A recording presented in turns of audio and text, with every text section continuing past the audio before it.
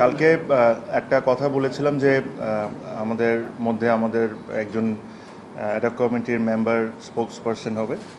আজকে মিটিং শেষে যেহেতু উনি বেশ ব্যস্ত মানুষ, উনি আমাকে পার্সোনালি একটু রিকোয়েস্ট করেছেন যে আমি হয়তো বা সবসময় সময় দিতে পারবো না, তো আমার জায়গায় যদি আরেকজনকে নিয়োগ করা হয় তাহলে জিনিসটা ভালো হয়।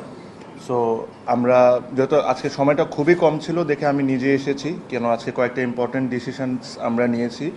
সো পরবর্তীতে আপনাদেরকে প্রেস রিলিজের মাধ্যমে বা অন্য কোনোভাবে জানাই দেওয়া হবে যে স্পোকস পারসন আমাদের মধ্যে কে হবে। সো আজকে আমরা কিছু কিছু ইম্পর্টেন্ট ডিসিশনস নিয়েছি, যেরকম committee. So I will read out the names. আর এখানে প্রত্যেকটা কমিটি দেওয়া নাই, কিছু কিছু কমিটি আমরা হয়তোবা সামনে ভবিষ্যতে দিব। একটা কমিটি যেটা খুবই গুরুত্বপূর্ণ, যেটা আমি মনে করি হলো ক্রিকেট অপারেশনস।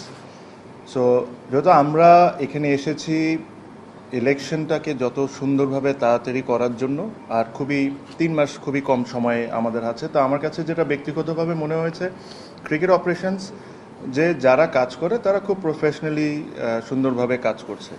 এই একটা জায়গায় এত সেন্সিটিভ যে ধরেন আমি একজনকে নিয়োগ করলাম বা থাকলাম, যে এসে যদি আমি আমার ইনপুটটা দিই তো এই জিনিসটা একটা ডিস্টারবেন্ট হওয়ার চান্স থাকে। সো আমরা যে সিদ্ধান্ত নিয়েছি সবাই মিলে যে ক্রিকেট অপারেশনে আমরা কাউকে এখন নিয়োগ দিব না।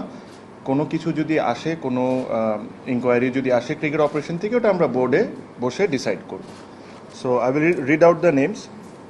So Tamim Iqbal, which is me, will handle working committee and facilities. Fahim Sinha will look after GD, which is game development and BPL. Rafiqul Islam Babu will be grounds.